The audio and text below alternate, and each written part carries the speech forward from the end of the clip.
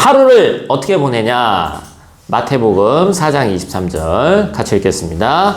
예수께서 온 갈릴리에 두루 다니사 그들의 회당에서 가르치시며 천국 복음을 전파하시며 백성 중에 모든 병과 모든 약한 것을 고치시니 뭐 하셨어요? 다니시고 가르치시고 전파하시고 고치셨다. 예수님은 바빴다 안 바빴다? 바쁘죠. 한 군데 앉아가지고 컴퓨터만 쳐도 바쁩니다.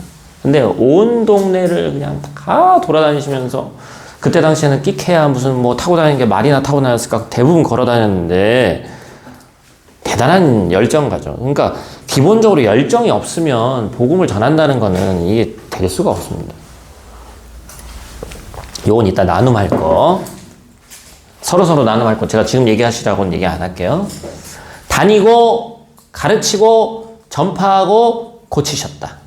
뭐 세 개로만 하면 가르치고 전파하시고 고치셨다. 그죠? 자, 누가복음 5장 15절 16절 읽어보고 가장 중요하게 생각하시는 게 무엇입니까? 한번 같이 읽겠습니다. 시작. 예수의 소문이 더욱 퍼지매 수많은 무리가 말씀도 듣고 병도 고침을 받고자 하여 모여오되 예수는 물러가사 한적한 곳에서 기도하시니. 사실 여기에 답이 있습니다. 우리는 누구의 이름으로 기도하죠? 그럼 굳이 따지자면 그냥 성경적으로 이거는 성경에 나와 있는 그런 이론은 아니지만 우리가 삼위일체잖아요. 삼위일체. 그럼 예수님은 솔직히 우리 인간적인 생각을 했을 때 기도가 필요한 분이야? 안 필요한 분이에요? 완전체인데? 아니 기도의 대상이 되시는 분 아니에요? 근데 왜 기도를 해? 기도는 뭐라고 그랬죠? 하나님에게 하는 겁니다. 성부 하나님. 기도의 주인은 성부 하나님이에요. 근데 우리가 이제 성경에 예수의 이름으로 하라고 했기 때문에 예수의 이름을 뒤에 붙이는 것 뿐이지 기도의 대상은 성부 하나님이세요.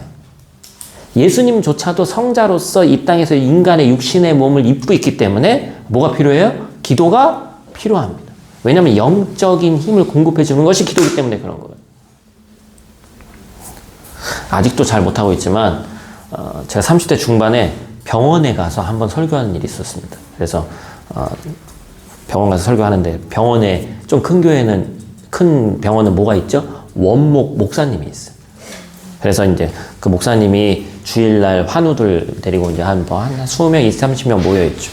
근데 이제 제가 그때 부목사 때인데 우리 교회가 섬기는 그 병원이어서 가서 설교를 했어. 죄송한데 은재가 아프다고 학교에서 나와서 가봐요. 은재? 아하.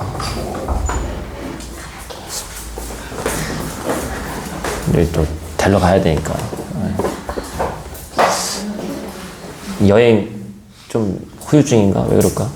또 다시 조금 오늘 더군다나 또 날씨도 이러고 그래가지고. 예. 오늘만 지나면 날씨는 또 괜찮은 것 같은데, 그죠? 자, 어디까지 했지? 그래. 환우들이 모였는데 설교했는데 그때 그 목사님의 그 원목 목사님의 말씀이 아직도 솔직히 잊혀지지 않아요. 근데 그럼에도 불구하고 저도 잘 못해.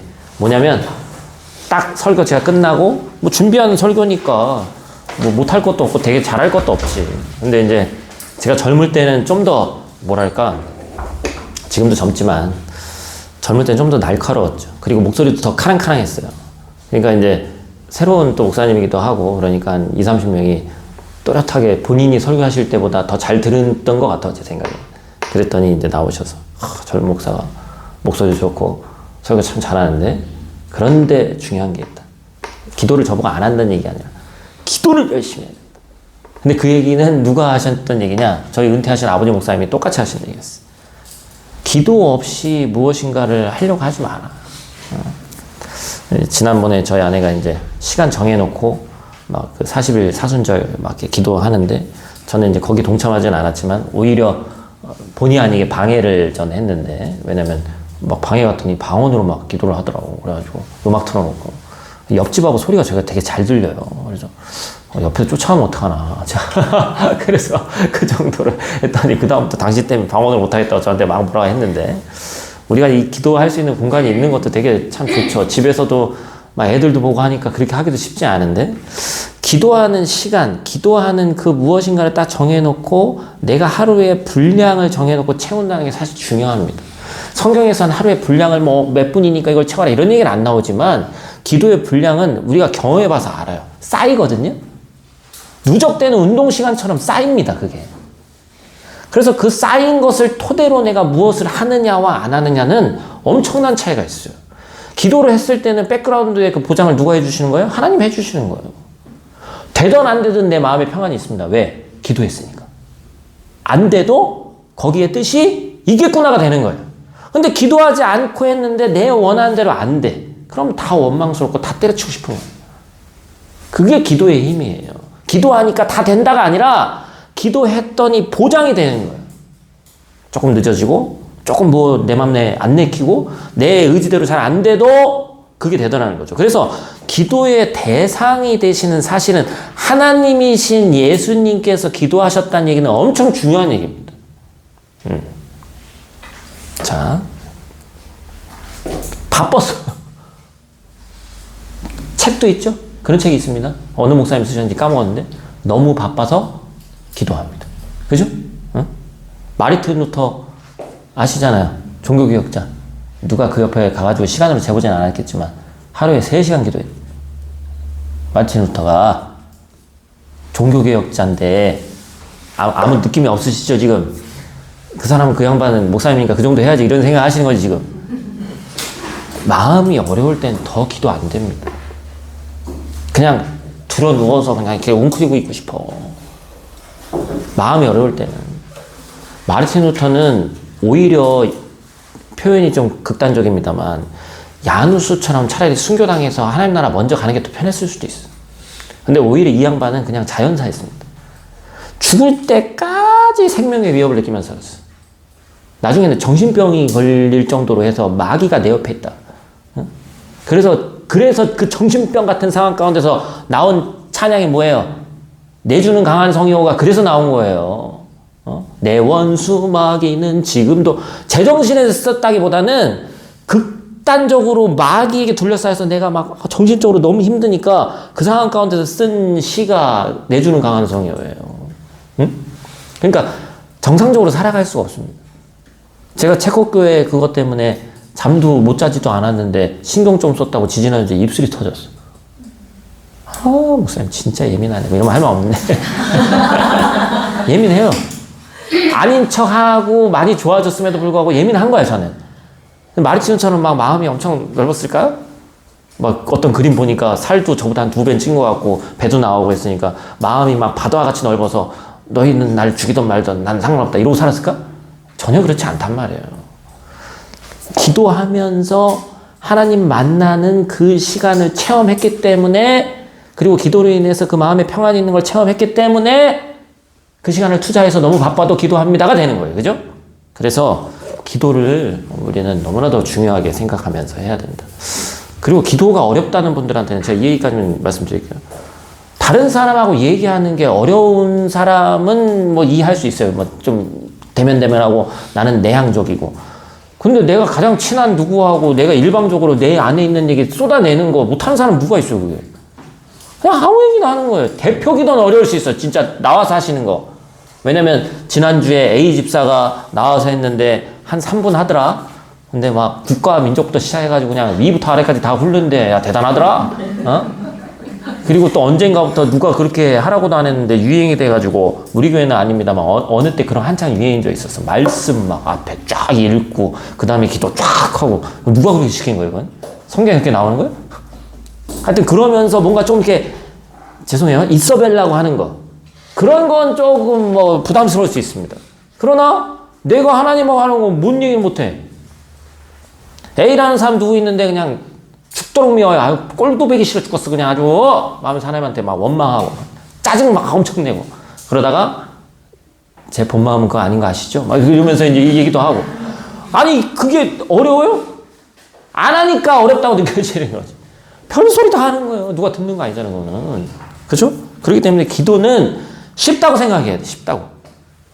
자, 세 번째 예수님이 하루 일과를 시작하시기 전에 이른 아침에 가장 먼저 하신 일이 뭡니까? 마가복음 1장 35절을 분해하니까 여기 이렇게 써져 있는 것만 있습니다. 요것만. 자, 시작. 새벽 아직도 밝기 전에 예수께서 일어나 나가 한적한 곳으로 가사 거기서 기도하시더니. 이건 우리나라의 뭐의 기원이죠? 새벽 예배의 기원입니다.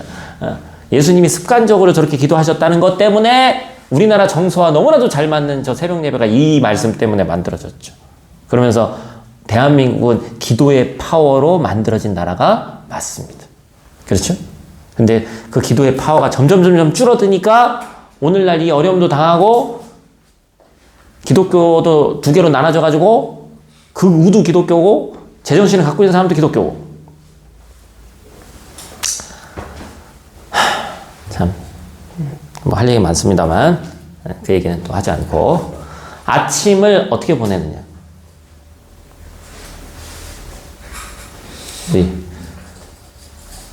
그냥 이건 개인적인 물음입니다. 우리 운주 자매님. 일반적으로 아침에 일어나서 어떻게 하루가 시작이 되시는지 한번 얘기해 주세요. 몇 시쯤에 일어나시고, 뭐, 하루 좀 다를 수도 있지만 애들 뭐 또 키우고 하면 거의 비슷할 수밖에 없기 때문에, 그죠? 큰애 때는 예, 5시 반에 일어나서 5시 반? 네. 공부하고 항상 좀 아이한테 좀 모범이 되려고 했는데 이제 큰애한테 에너지를 다 쓰니까 둘째 때 좀 게을러지고 약간 뭐라 그러지? 꾀가 나는 거야. 그래서 요즘 마음 다시라고 일단 6시에 일어나서 일단 최대한 이제 핸드폰 안 보는 걸로 해서 네. 한 30분 좀 걸어요. 걸어요? 네, 바로 그 뒤쪽에. 댁 근처에서? 네. 30분, 6시 반 정도 되면. 겨울엔 쉽지 않잖아요, 근데. 근데 최대한 좀 하려고. 겨울에도? 네. 와, 대단하시네. 안 하니까 자꾸 게을러져. 최대한 하려고 하고 아침에 이제 일어나자마자 운동을 하시는구나. 네, 아침 뉴스 켜놓고 이제 아침 준비하고 아이 도시락 준비하고 네, 일단 보내놓고 이제 여기 초원에서 자꾸 떠는 그 명상 이게 그런 거 살짝 보다가 그렇게 하지. 아침에 뭐 드시기도 하시고 아침에 최대한 좀 안 먹으려고. 안 드시려고. 아침 루틴이 6시 정도 이상하시고. 이은진 집사님 한국에 계실 때는 어떠셨어요?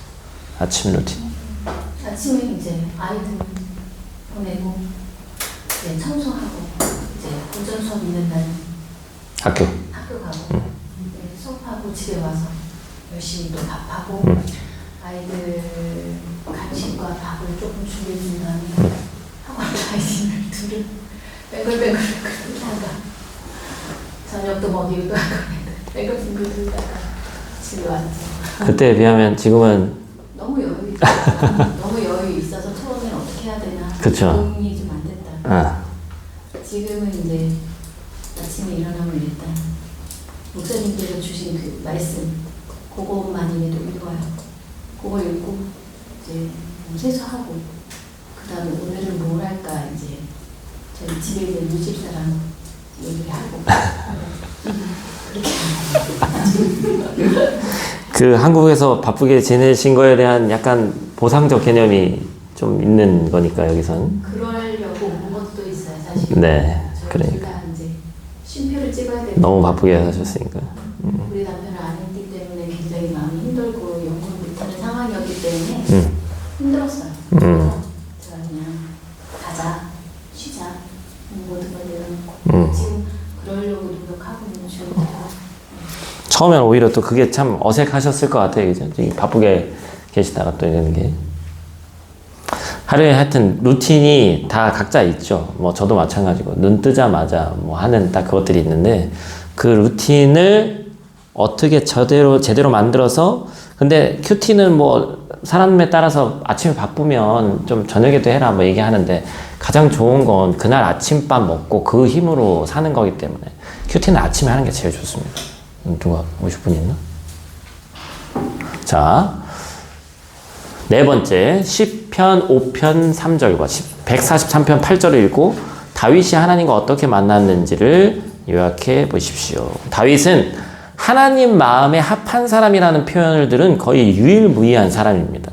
사도행전 13장 22절 제가 읽어드릴게요. 패하시고 다윗을 왕으로 세우시고 사울을 패했다는 얘기겠죠?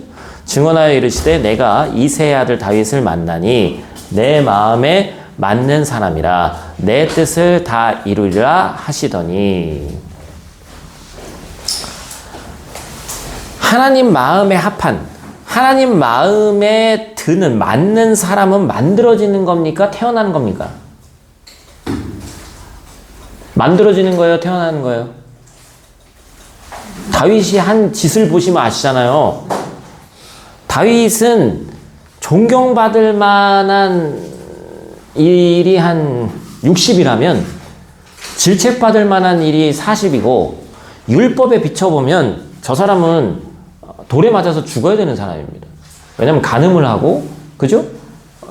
결정적인 죄를 너무나도 많이 지은 사람이기 때문에 그리고 심지어 사람을 너무 많이 죽여서 성전까지도 지을 수 없는 사람 중에 하나였어요. 근데 성경에서는 이 사람을 뭐라고 표현하고 있는 거예요? 하나님 마음에 합한 사람이었다. 그러면 왜 이 사람이 하나님 마음에 합한 사람이라는 표현을 들을 수밖에 없었을까? 거기에 대한 이유를 봤더니 뭐 때문에 그렇다는 거예요? 하나님과 깊은 교제를 나누는 사람이기 때문에 그렇다.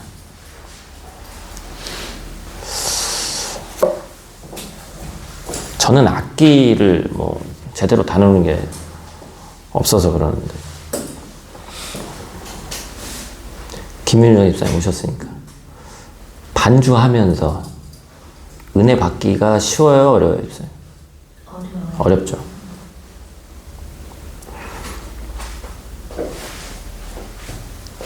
왜 어렵냐면 특히나 교회 같은 경우는 찬양팀 같은 경우는 이게 전체적인 우리의 그 교회 예배의 맥락에 있어서 내가 이걸 틀리면 어떡하지? 그 다음에 이게 조율이 돼야 되는데 누가 하나가 막 또 어긋나. 그럼 거기부터 특히나 리더하는 사람 입장에서는 감정이 상합니다. 감정.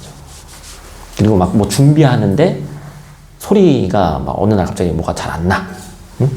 더군다나 요즘 같은 경우에는 우리 교회도 시스템도 그렇고 뭐가 많아졌잖아요.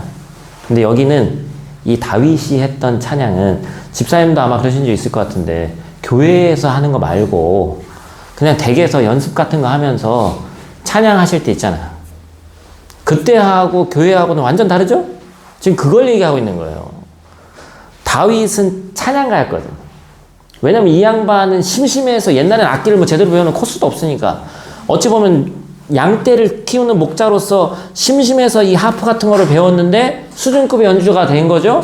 근데 그걸 하면서 스스로 찬양하면서 찬양이 그래서 참 무서운 게 왜 우리가 마음이 울적할 때 듣는 노래, 좋을 때 듣는 노래, 여행 갈 때 듣는 노래 다 다르듯이 찬양을 하면 그 안에 있는 곡조를 또 이때는 뭐 곡조가 있는 건 아니었지만 막 붙여가면서 깊은 교제가 가능합니다. 그 안으로 들어가는 거예요.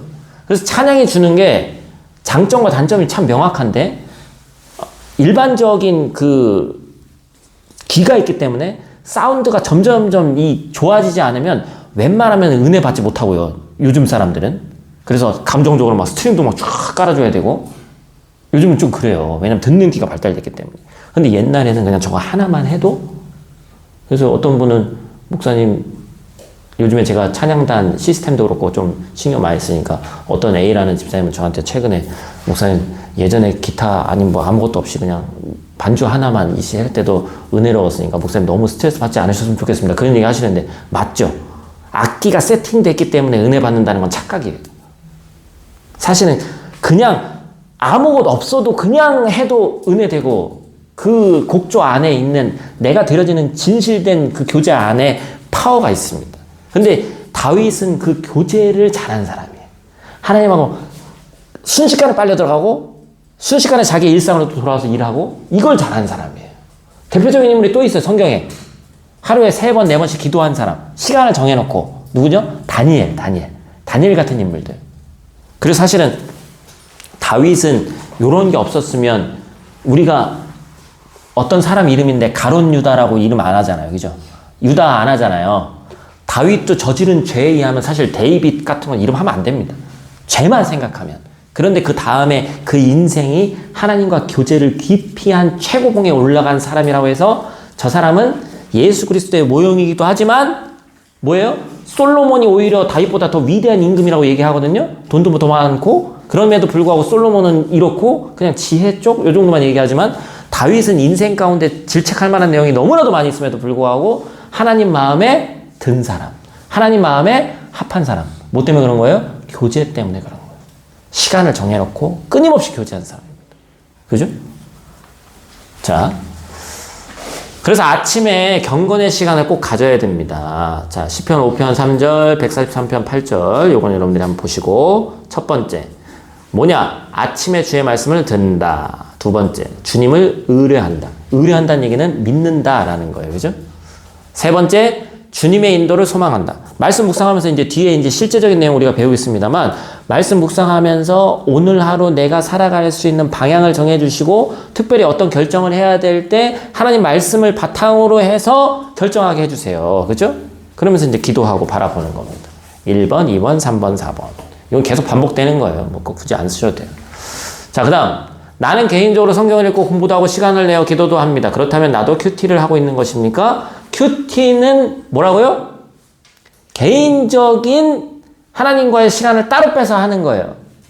그래서 성경 공부와 큐티는 다르다. 성경 공부는 객관적인 이해, 지식 전달의 그 경향이 좀 세다면 큐티는 뭐예요? 개인적, 지극히 나에게 주관적으로 적용하는 거예요.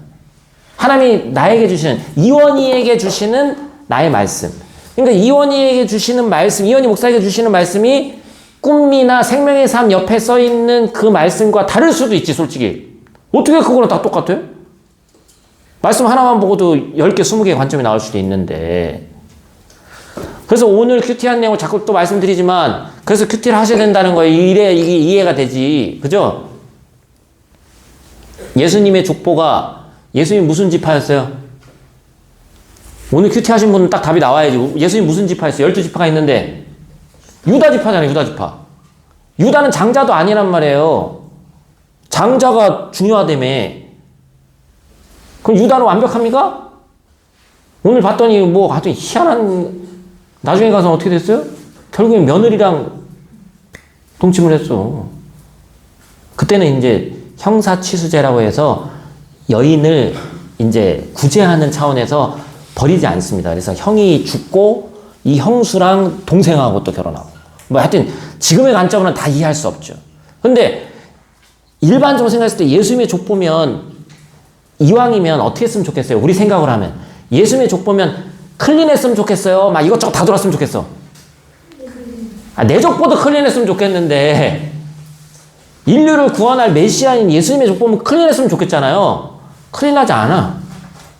막 이방인 잡족 들어와 있고 기생 들어와 있고 유다 며느리랑 애기 낳고 아니 난장판이에요. 근데 그 가운데서도 우리가 성경에 흐르는 맥락이 뭡니까? 인간의 죄와 인간의 가오 속에서도 하나님의 위대한 계획은 스톱되지 않는다가 중요한 거예요. 그냥 거룩하고 위대하고 존귀하다로만 끝나면 아 하나님이시군요. 제가 동남아 한 2번, 3번 정도 갔거든요. 캄보디아를 갔어. 앙코르와트 혹시 가보신 분 있어요? 거기는 누가 하나 겨울 나갔다가 죽는다고 달달달달 떨고 내려왔는데 이렇게 돼 있어요. 이렇게 올라가는 그 재단 올라가는 게 꼿꼿이 서서 갈 수가 없습니다. 무조건 겨서 가게 돼 있어요. 신 앞에 나아갈 때는 우린 그렇게 나아가야 되기 때문에 그런 거예요. 내려올 때는 걸어서 서서 내려올 수 있을까요? 그 왜 왕 앞에 나아갈 때 이렇게 나아갔다가 이렇게 나오는 것처럼 또 뒤로 막 이러고 나옵니다. 그게 신 앞에 나가는 거예요, 원래는. 그런데 그 전능하신 거룩하신 신이라는 하나밖에 없는 그 하나님께서 교제하고 말씀을 나눌 때는 모세하고는 뭐라고 했어요? 모세와 나는 뭐다? 친구다라고 했어요. 친구. 야, 신이 친구다. 절대자가 친구다? 그러기 때문에 기도할 수 있고 그러기 때문에 얘기할 수 있고 그러기 때문에 교제가 가능한 거예요. 하나님 입장에서 우리랑 교제하지 않아도 됩니다. 그런데 말씀을 읽고 묵상하는 순간 그 거룩한 하나님의 존전에 내가 어디 있든지 들어가는 거예요. 그렇죠? 그 순간 컴퓨터 앞이든 책상 앞이든 주방 앞이든 거기는 성전이 되는 거예요. 그러니까 이게 시공간을 뛰어넘는 위대한 일인 거예요, 이게. 하루에 10분, 20분 투자하면 그 위대한 하나님의 일에 내가 동참하는 거예요. 그래서 기도 시간도 물론 중요하지만 큐티는 다르다. 큐티는 말씀과 기도의 균형 있는 교제가 있다. 어떤 분은 큐티 무용론도 주장하는 분이 있습니다. 왜냐하면 큐티는 그 하루하루의 잘못된 방향이 될 수도 있어. 예를 들어서 오늘 계약을 해야 되는데 아까 집사님 얘기하신 얘기 있으니까 제가 집 얘기를 잠깐 하자면 어디 예루살렘 북쪽으로 나아가서 어떻게 했다. 아, 프라 북쪽으로 오늘 가야 되겠다. 예를 들면 이런 거라든지. 예전에 그런 재밌는 얘기 있잖아요. 성경 딱 폈더니 해서 가룟 유다가 예수를 팔더라. 그래서 이런 얘기가 나와야 돼. 또 어디를 딱 넘겼더니 지금 즉시 그 일을 행하라. 나오죠. 그래가지고 뭐지? 이랬던 사람이 있는데 그럴 수도 있지만 우리 큐티는 그렇지가 않습니다. 그래도 매일같이 순차적으로 나아가잖아요. 그죠? 그래서 성경 66권을 고르게 먹는 게 중요해요. 마지막 때는 어느 성경이 중요하다고 여겨지죠? 요한계시록이 좀 중요하다라고 많이 여겨지죠? 근데 그럼 요한계시록만 보란 얘기입니까? 성경 65권은 그냥 다 두고 66권 그 마지막에 있는 요한계시록이 마지막 묵시록, 계시록이니까 이것만 봐야 되는 거예요? 전혀 그렇지 않죠. 그러니까 사람의 불균형이 생기는 겁니다. 신앙은 균형이 있어야 돼요. 자, 그리스도인이라면 큐티를 해야 되는 이유를 생각해 봅시다. 총 4가지인데 첫 번째, 하나님과 이 단어가 되게 중요한 거예요. 개인적인 거예요. 개인적. 하나님과 개인적 교제를 한다.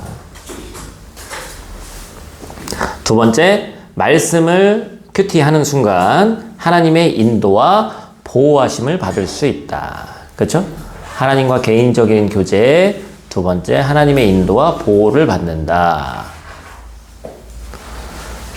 성경 말씀은 시간 관계상 넘어가고 우리가 다 아는 말씀이니까 하나님과의 개인적 교제, 하나님의 인도와 보호.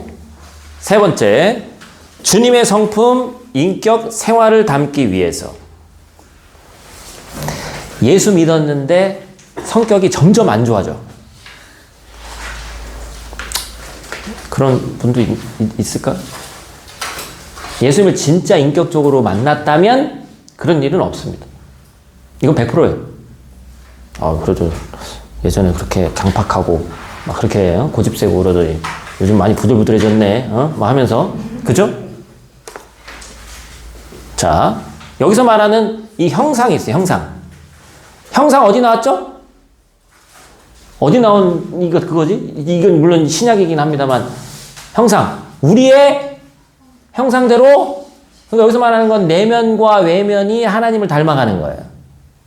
하나님의 성품을 우리가 또 나중에 한번 쭉 배울 수 있는 시간이 있었으면 좋겠지만 하나님은 거짓이 없으시고 하나님은 때때로 진노하시지만 우리가 그래도 성경에서 가장 크게 얘기하는 하나님의 모습은 뭐죠? 사랑의 하나님이잖아요. 사랑의 하나님이 느껴지는 순간이 언제예요? 지금 나를 보면 알지. 내가 지은 죄와 내가 하고 있는 짓들을 생각하면 하나님 앞에 온전히 나아갈 수 없는 자지만 사랑과 자비의 하나님이 나를 감싸주시잖아요. 그렇기 때문에 그 하나님이 나를 사랑하신 것처럼 하나님이 나를 이해해주고 안아주신 것도 그게 은혜인데 그 은혜를 내가 다른 사람에게도 동일하게 적용하기 쉽지 않지만 그러려고 살고 있는 거잖아요. 지금 우리가. 그죠? 그게 바로 말씀을 읽는 큐티를 해야 되는 이유죠. 네 번째, 주님의 사역을 감당하기 위해서. 요즘에 한국에서는 위임 목사라는 게 있습니다. 들어보셨어요? 담임 목사는 뭐고 위임 목사는 뭐예요? 이런 거는 어디 나와 있는 얘기는 아니지만 그래도 담임 목사는 담임 선생님 같은 거고 담임하고 있으니까 위임 목사는 뭐냐? 딴 데 못 가게 다 서로 잡아놓는 겁니다. 왜냐면 담임 목사도 더 큰 교회에도 가고 막 이런 일이 벌어지니까 위임 목사님은 원래는 좀 진보적인 교회들은 5년이나 3년에 한 번씩 투표를 해가지고 몇 % 넘으면 담임 목사님 바꾸기도 하고 막 그래요. 그래서 위임 목사는 그런 거 없어. 평생 여기서 하시는 거야. 위임하는 거야. 그죠? 근데 거기서 쓰는 위임과는 조금 다른 의미일 수 있지만 목사의 직은 하나님이 다 알아서 하실 수 있지만 하나님은 사람을 통해서 역사하시고 사람의 눈높이에 맞춰서 해야 되기 때문에 사람을 쓰시는데 목사가 대단해서가 아니라 목사직을 위임받은 거예요. 누구에게? 하나님에게. 이게 위임받았다는 거예요. 집사의 직분이 있고 성도의 직분이 있는데 그 직분을 누구에게 위임받은 거냐? 하나님에게 위임받은 거예요. 목사님이 때가 되니까 내년부터 집사하세요. 물론 사람이기 때문에 제가 얘기할 수 있죠. 그러나 그렇지 않습니다. 그 집사의 직은 누가 위임한 거예요? 하나님 하십니다. 권윤주 집사님 주일학교 교사 누가 시킨 거예요? 누가 위임한 거예요? 하나님이 한 거예요. 그렇기 때문에 그 직에 대해서 그게 없고 하나님과 교제 나누고 목사님하고 맨날 회의해야지. 물론 우리 인간이기 때문에 회의도 필요하고 당장 내일 뭐 사러 가야 되나 이런 것도 고민하고 해야 됩니다. 그러나 가장 중요한 하나님과의 교제가 없이는 그 일을 위임받아서 제대로 할 수가 없어요. 이게 바로 위임받았다는 사명의식입니다. 그죠? 그래서 위임의식이 확실하게 우리 가운데 있어야 된다. 자, 큐티를 하는데 정해진 방법이 있는 것은 아니지만 시작하는 것을 또 계속하는 것을 돕기 위해서 우리는 생명의 삶이 아니라 여기는 이 책 만든 회사가 생명의 삶 만든 회사라 생명의 삶을 얘기하고 있는 거고 우린 꿈미를 하고 있으니까 자, 그러면 어떠한 장점이 있습니까? 이건 뭐 쓰실 필요 없어요. 매일 필요한 말씀 공급받을 수 있습니다. 적당한 양의 말씀을 묵상할 수 있습니다. 예전에 제가 그랬어요. 가정 예배 하는데 저희 아버지 목사님은 희한하게 한 장씩 읽자는 거예요. 근데 제일 좋을 때와 제일 나쁠 때가 시편에 있습니다. 시편은 어떤 때는 3절에도 끝나거든요. 근데 시편 119편은 100몇 절까지 있어요. 죽을 것 같은 거야. 그러니까 유리 정도 나이였던 것 같은데 가정 예배가 싫어. 막 너무 기니까 어떨 때는 저희는 에브리데이 했으니까. 근데 적당한 양을 갖고 하는 것도 중요합니다. 빠지지 않고 정기적으로 큐티하게 해주고 성경 말씀을 고르게 묵상하게 해줍니다. 그래서 꿈미는 제가 무슨 책 장사하는 거 아니에요. 3년이면 66권 거의 다 볼 수 있게 해주죠. 그래서 그게 계속 패턴으로 돌아가는 거예요. 어려운 말씀을 이해하는데 옆에 여러분들 뭐 주석이라고 써있진 않지만 해석도 있고 요즘은 또 얼마나 좋습니까? 예전에는 책밖에 없을 때는 그 주석서를 목사님들도 다 찾아봐야 돼요. 요즘은 성경 사전이 있어가지고 치면 나옵니다. 얼마나 좋은 시대예요. 일반 성도들도 헬라어 히브리어 몰라도 그냥 찾아보면 나와. 정말 좋은 시대 아니에요? 이건 뭐 거저 이렇게 떠먹여지는 시대를 우리가 살고 있어요. 너무 감사한 일이죠. 7번 꿈미를 활용해서 큐티를 하십시오. 자, 이거는 꼭 이거대로 하시지 않아도 되지만 일반적인 방법인데 저걸 더 축약할 수도 있습니다. 이제 뒤에 더 축약한 게 나오는데 굳이 따지자면 6단계예요. 이걸 뭐 다 적지 않으셨으면 좋겠어. 찬양으로 시작한다. 이거는 개인이 가능한 찬양이 있으면 좋고 아니면 뭐 유튜브 같은 거 틀어서 뭐 예를 들자면 이따 할 텐데 신실하게 진실하게 찬양 한번 딱 부르고 하든지 그죠? 그 다음에 두 번째 성령의 도우심을 구함. 아이디어. 이건 제 개인적 차원이에요. 저는 기도하면서 오늘 말씀 가운데 목회적 아이디어를 달라고 기도를 제일 많이 하거든. 어쨌든 맨날 똑같은 거 하기보다는 하나님 요 방향에서 요걸 하면 어떨까. 그렇다고 너무 또 자주 변하면 안 되고 그래서 말씀을 통해서 하나님께서 하시는 게 있는데 그 이원희 목사가 뿅 해가지고 지나가다가 생각나는 게 아니라 말씀을 근간으로 한 아이디어. 왜냐면 그냥 개인적으로도 뭐가 될 수 있잖아요. 저는 아이디어가 샘솟는 순간이 있는데 웃지 마세요. 되게 좀 웃기게 치카치카를 하면서 아이디어가 솟습니다. 그럴 수 있죠, 사람이? 이상하게 이를 닦으면서 생각이 많아져. 그러면서 그때 뭔가 생각이 많이 들어. 권유 집사님이 아이디어 좀 뱅크신데 언제 생각이 진짜 아예 작정하고 딱 안 나요? 그런 스타일이시군요. 근데 앉아서 이제 조금 가닥을 잡고 나면 이제 뭐 치카치카 할 때나 뭔가 손으로 뭔가 안 하고 있을 때 손으로 뭔가 안 하고 있을 때 네. 그러니까 생각하는 시간을 어쨌든 갖는 거지. 시간적인 투자가 필요한 거예요. 그죠? 그래야지 이제 그렇지. 네, 맞아. 그러니까 그냥 지나가다 나는 생각도 있을 수 있는데 시간을 정하고 말씀을 본다거나 뭐 하면서 정한 시간에 그 짧은 시간 내에 주시는 그거를 딱 잡는 것도 되게 중요해요. 세 번째, 말씀 듣기. 이건 읽기죠. 먼저 주어진 본문을 3번 정도 반복해서 읽습니다. 제가 설교 준비할 때 이렇거든요. 3번 정도 읽으면 제가 저번에도 한번 표현한 적이 있어요. 나에게만 뜨는 말씀이 있어요. 어떤 절일 수도 있고요. 단어일 수도 있어요. 꽂히는 게 있어요. 꽂히는 게. 그럼 그걸로 이야기를 만들어 가는 거예요. 그러니까 예를 들면 오늘 또 큐티 얘기하는데 오늘 큐티는 유다라는 인물을 제가 배경적으로 알고 있잖아. 가론 유다 아니에요? 구약에 나오는 12지파 중에 나오는 유다 지파는 유다가 한 짓거리에 비해서 유다는 너무 잘된 케이스야. 그러니까 거기에서 뭘 찾을 수 있는 거예요? 오늘 말씀의 제 포인트는 뭐였어요? 어쨌든 인간의 죄 가운데서도 이루어가는 하나님의 놀라운 계획이잖아. 그거 뭐였죠? 옛날에 김영삼 대통령이 그랬나? 당모가지를 비틀어도 새벽은 온다. 그거 있었잖아요. 그죠? 하고자 하는 큰 대의가 있으면 짜잘하게 우리를 거슬리는 그것들은 과감하게 정리하고 갈 수 있어야 된다는 거예요. 구체적으로 적용합니다. 삶의 자리. 나의 삶 가운데 어떻게 적용할 것인가? 목사나 목자님들이 조금 많이 하는 실수 중에 하나인데 그나마 잘 노출되어 있지 않은 목사는 나을 수 있지만 목자님들이나 또 더군다나 부부관계에서 죄송해요. 어줍지 않게 성경 말씀으로 조언했다가 역으로 공격당하는 경우가 많습니다. 그죠?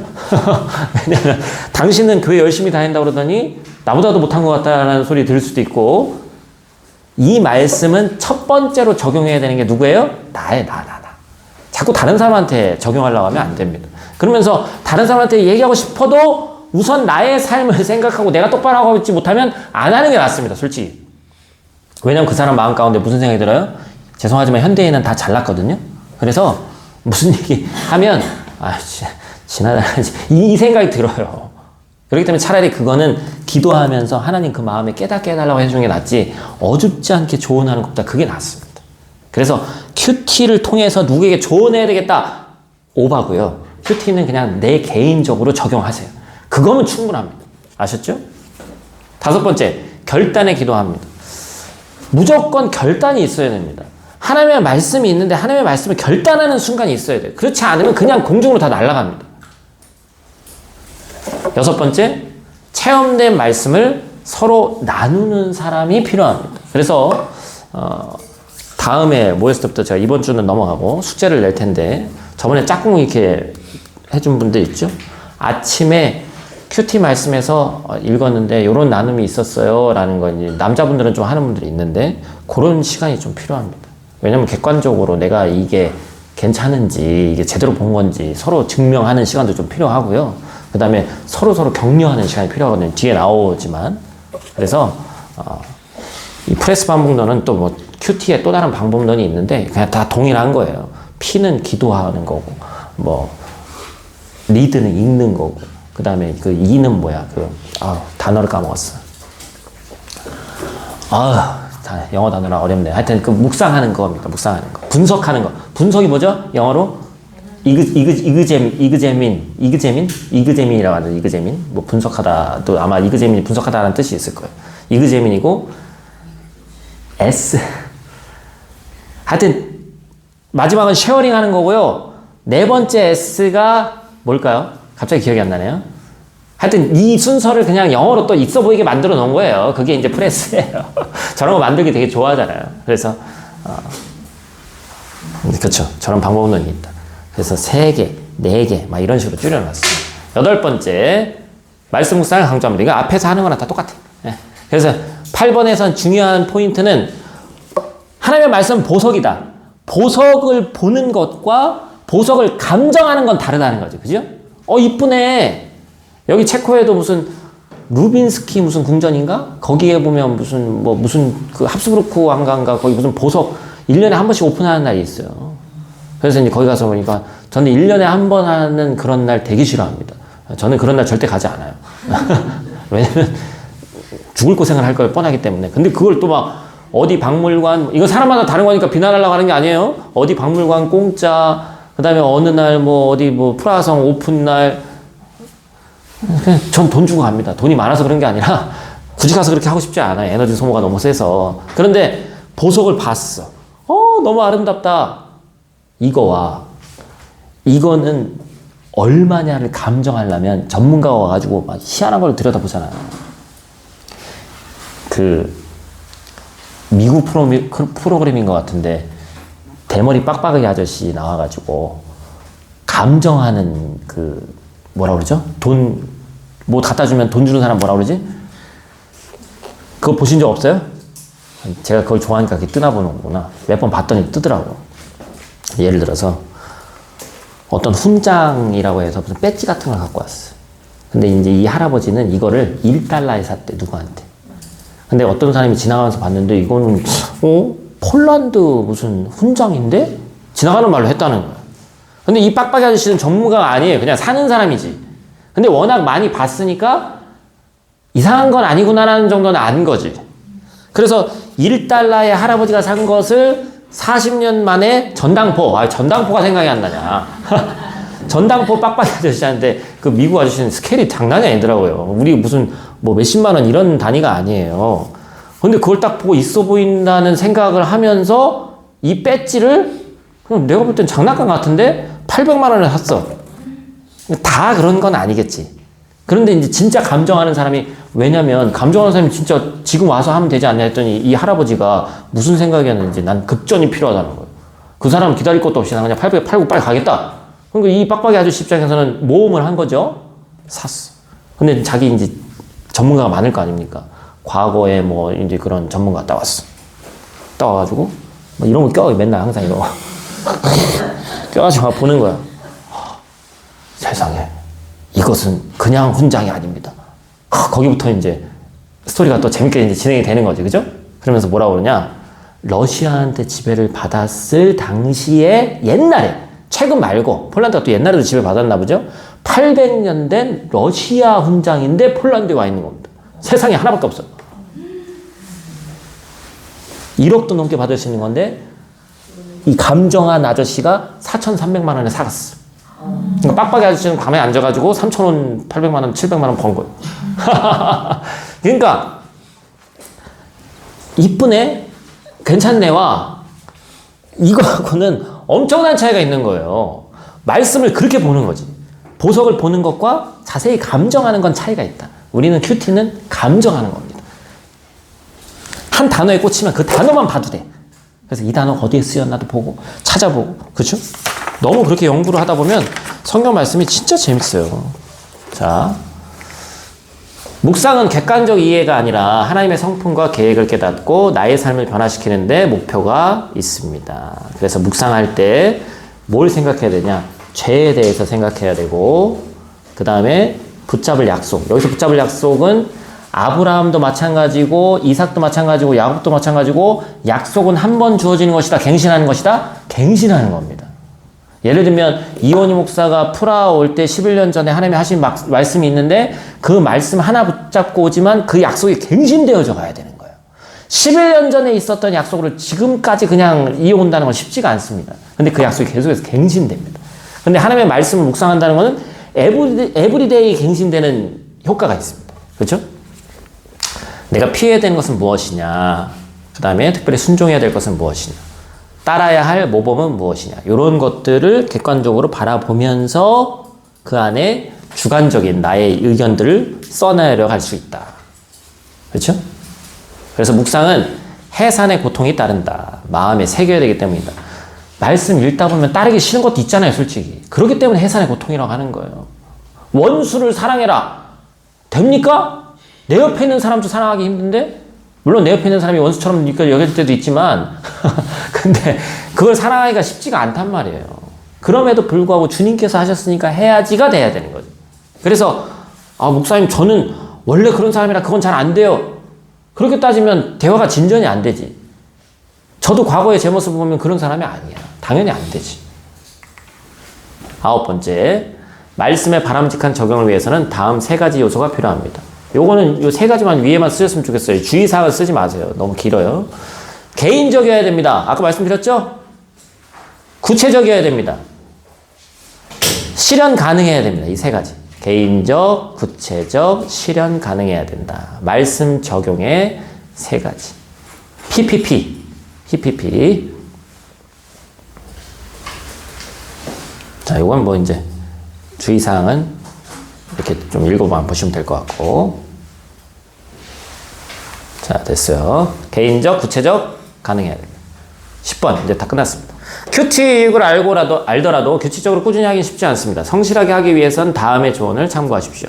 경건 생활에는 훈련이 필요합니다. 디모데전서 4장 7절 같이 읽습니다. 망령되고 허탄한 신화를 버리고 경건에 이르도록 내 자신을 연단하라. 여기서 망령되고 허탄한 신화라는 건 뭐죠? 디모데전서가 쓰였을 때는 그 헬라 이방 신들, 그 더러운 잡신들, 이때만 해도 신전에서 어떤 그 성적인 행위를 하고 막 그런 더러운 때니까 그때의 그런 허탄한 것들을 다 버리고 경건에 이르도록 내 자신을 연단하고 절제하라는 거예요. 인간적인 욕구를 푸는 방법으로는 절대자가 임한다거나 기적적인 일이 일어날 수 없다. 정신 차려라. 그 얘기 하는 거예요. 자신의 생활을 절제할 필요가 있습니다. 고린도전서, 그러니까 이런 게 배경을 알면 눈에 보이는 거예요. 그러니까 목사 입장에서는 솔직히 성경이 좀 더 재밌어요. 왜냐면 고린도전서는 뭐예요? 고린도 똑같죠? 고린도는 무한교회였어요. 고린도 교회. 코린티아라고 해서 이 해안가에 있다고 그랬죠. 그래서 저기도 이 성적으로 문란하고 신전 어마어마하게 크게 있고, 왜냐면 우리 그 어촌에 사신 분들 알지만 이방 잡신들 막 그런 거 엄청 많잖아요. 그죠? 그런 거에 배경에 있기 때문에 절제를 못하는 사람들이 많았기 때문에 9장 25절 26절에서 고린도 교회에 일부러 저런 말씀이 더 쓰여져 있는 거예요. 이기기를 다투는 자마다 모든 일에 절제하나니 그들은 썩을 승리자의 관을 얻고자 하되 우리는 썩지 아니할 것을 얻고자 하노라. 그러므로 나는 다른 질 하기를 향방 없는 것 같이 아니하고 싸우기를 허공을 치는 것 같이 아니하며, 그렇죠? 모든 일에 절제해야지만 가능하다. 방해물을 제거하십시오. 저 개인적으로 이게 제일 중요하다고 생각합니다. 방해물을 제거해야 됩니다. 응? 훈련이란 말에는 무슨 뜻이 있대요? 벗어놓는다는 뜻이 있습니다. 큐티 훈련의 첫 번째는 큐티에 방해가 된 것을 주님의 십자가 앞에 벗어놓는 겁니다. 이거는 주변 환경일 수도 있고 내가 가지고 있는 생각일 수도 있고 여러 가지 방해가 되는 요소들이 있겠죠? 목사님, 저는 이전부터 이렇게 해왔기 때문에 그냥 이렇게 하겠습니다. 이거는 자기 자신을 깨지 못하는 거예요. 이전에 어떻게 했는지는 전혀 중요하지 않아요. 그렇기 때문에 우리가 이 자리에도 있는 거예요. 제가 좋아하는, 성경에 나와 있는 말은 아니지만 누가 했는지 모르지만 그런 좋은 얘기가 있어요. 기독교는 과거를 묻지 않는다. 저 예전에 좀 놀았는데요. 전 전혀 중요하지 않아요. 예전에 모범생이었는데요. 전혀 중요하지 않아요. 지금 내가 하나님 앞에 어떠냐가 중요한 거예요. 그렇죠? 하나님 앞에는 그냥 홀딱 다 벗어나야 됩니다. 이게 이제 훈련하고 절제 얘기하니까 좀 군대랑 관련이 있어서, 여기 군대 갔다 오는 사람이 저밖에 없잖아요. 그죠? 군대에 가면 훈련병 시절이 있는데 3일 동안 입소 대기라는 걸 합니다. 그리고 6주간 훈련을 받았어요. 제 때는. 그러면 군인과 민간인의 가장 큰 차이가 뭐에서 오죠? 아직은 애기들 군대 보내보신 분들이 없구나. 그죠? 내가 군대 갈 때 뭐 입고 가요? 군대 갈 때부터 군복 입고 가? 그죠? 입었어. 그랬는데 한 일주일, 2주일 정도 되면은 집에 뭐가 날라옵니다. 소포로 해가지고. 그때 받는 엄마의 기분이 이상하다는 거지. 살아있는데 유품처럼 받는 거예요. 그잖아. 나중에 받아보시면 알아. 그렇대. 그래가지고 그걸 받아서 내 입장에서는 3일 전까지는 뭐였는데? 민간인이었는데 오늘부로 머리끝부터 발끝까지 싹 뺏기는 거예요. 거기서 다 벗어. 남자들밖에 없으니까. 그런데 속옷은 사제를 허용해 주노라가 아니라 싹 벗습니다. 세상 것을 싹 벗고 군복으로 싹 갈아입는 거야. 그럼 그 순간부터 뭐가 되는 거예요? 군인이 되는 거예요. 나는 안 변했는데? 내면은 전혀 변하지 않았는데 이게 변하면서 싹 벗어 던져놓으니까 이제부터 내가 군인이 된 거예요. 훈련도 받고 뭐하고. 완전히 내 것을, 이전 것을 벗어 던져놔야 그 다음에 새로운 것으로 입혀질 수 있다는 거예요. 이거 좀 남겨놨으면 좋겠는데요. 아니라는 거죠. 다 벗어야 된다. 자, 큐티를 지속하기 위한 방법. 이건 성경 구절을 써놔서 많아 보이는데 많지 않습니다. 같이 나눌 지체가 필요하다. 이건 뭐 목원들도 있고 뭐 너무 좋죠. 배운 것을 가르쳐야 되고 서로 격려하고 교회 모임에 참여하고 실패하더라도 다시 시작하십시오. 일주일에 5번, 뭐 6번 큐티 한다고 하면 2번은 성공하고 3번은 못할 수도 있는데 또 1번만 할 수도 있는데 이전에 이제 못했으니까 나는 오늘도 못할 것이다. 아니죠. 그럼 저도 똑같지. 어제 올렸으니까 그냥 오늘 나도 쉬고 내일은 한번 올려보고 그 다음 날은 또 안 올려야지. 이거 똑같은 거야. 저도 하니까 여러분도 할 수 있는 거예요. 아, 목사님이니까 하시죠. 초반에 말씀드렸잖아요. 아무도 나한테 뭐라 안 하잖아. 안 해도. 요즘 뭐라 하시려나? 좀 교인이 많아져가지고 이제 목사님 왜 안 하냐고 막 전화하고 하실 수도 있는데, 응? 해야 돼. 작정하고 해야 돼. 작정하고 해야 할 수 있습니다. 실패해도 다시 시작하고, 나는 뭐 맨날 이렇지 뭐. 응? 사실은 제가 영상 틀어놓고 제가 막 하는 거 솔직히 별로 개인적으로 좋지는 않아요. 왜냐면 또 거기에 영향을 받게 돼 있거든. 목사님 개인적이라면서요. 이원희 목사의 개인적인 거였지, 솔직히. 저는 그래서 포괄적으로 얘기하고 제 개인적인 얘기는 안 하지만 도움을 드리고자 하는 거지. 제일 좋은 건 제 얘기도 듣기 전에 요 방법으로 먼저 한번 보는 것도 좋아. 근데 이제 그게 어렵다면, 그쵸? 이제 저는 이제 도움을 드리기 위해서 제가 찍어 올리는 거지, 그죠? 자, 이거에 따라서 큐티를 실제로 해봅니다. 자, 여러분들 페이퍼 드리겠습니다. 뒤로 쭉 나눠주세요.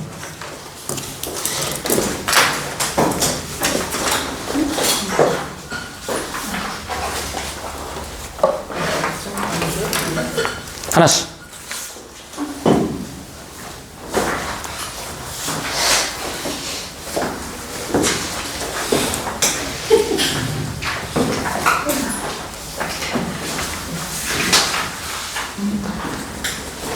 읽기를 하는데 3번 정도 읽자고 그랬잖아요?